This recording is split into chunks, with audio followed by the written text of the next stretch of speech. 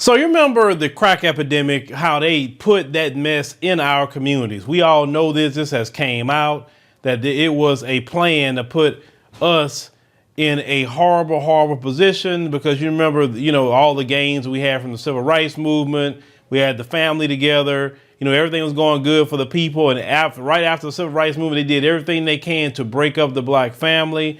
And when they put the crack cocaine in our communities, it was a 3 strikes law, Joe Biden, and all kind of other things they done to black folks. Black folks, even if they were just in the house with somebody that had it, everybody was going to jail. And it was horrible, but we actually got through that.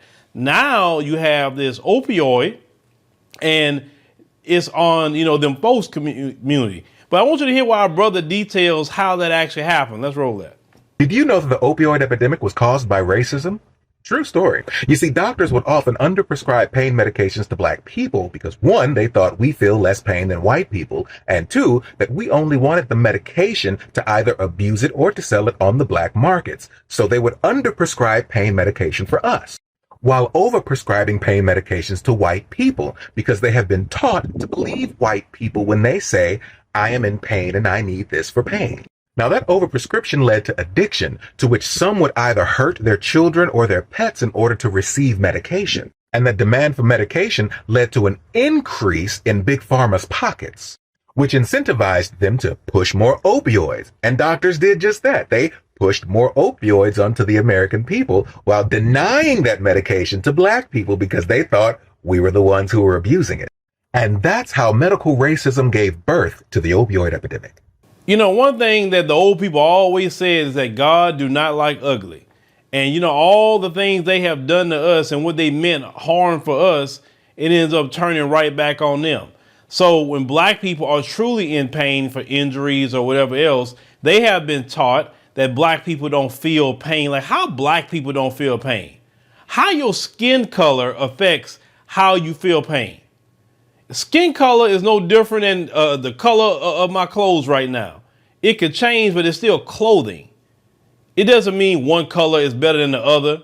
No, it doesn't mean that. But this is how these people think. In their white supremacist, anti-black minds, we don't feel pain, but they feel all the pain in the world. And so they set up there and gave them opioids. And the pharmaceutical companies made all the money they want, and now they have these addictions, and they still have them because anytime they cry for something, they get it. Understand? That's why, the more and more, if you look into the system that's in America, the anti-black white supremacist system, everything is weaponized against us. Everything.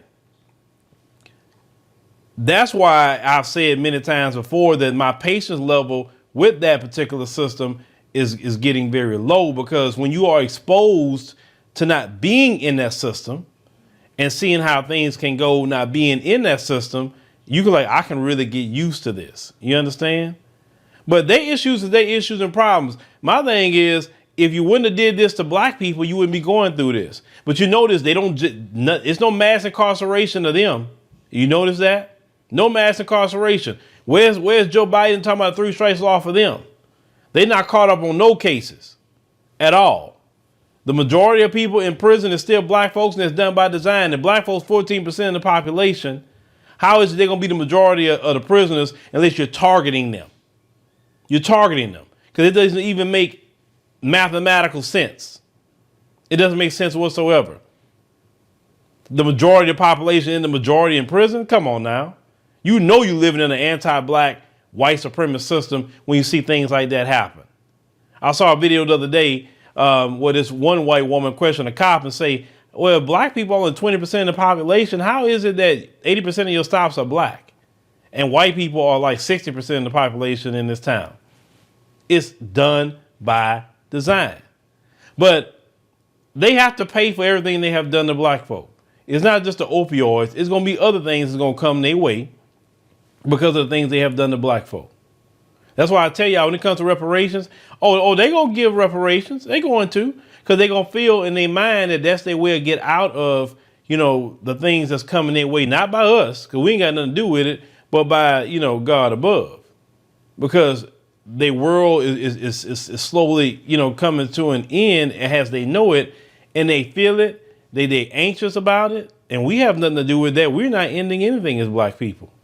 But the fact is, you can't go thousands, and I can't even say thousands, but hundreds of years, which you've been doing to black folks, and think that the day will not come where you're going to have to get a taste of your own medicine and what you have done to black people. That's really what that is. But if they wasn't so freaking anti-black, they would be dealing with even the majority of the problems that they have right now. Even America would be in a better place itself as a country if they didn't have anti-black racism embedded into the whole country. That's what makes America, a place that is not good. It's not the country, not even so much the people, but the system that they run it on. They cannot function in America without anti-black racism, and that's their issue and problem even to this day.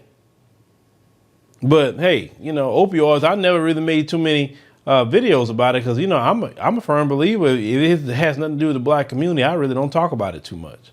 Only if you affecting us, that's when I'm gonna talk about it, because our media outlets got to be dedicated to us. And it's like I told somebody the other day, yeah, that story is kind of, you're showing me is messed up, but they got their own platforms. They got more money than me. The few resources I have, I'm only going to dedicate it to my people.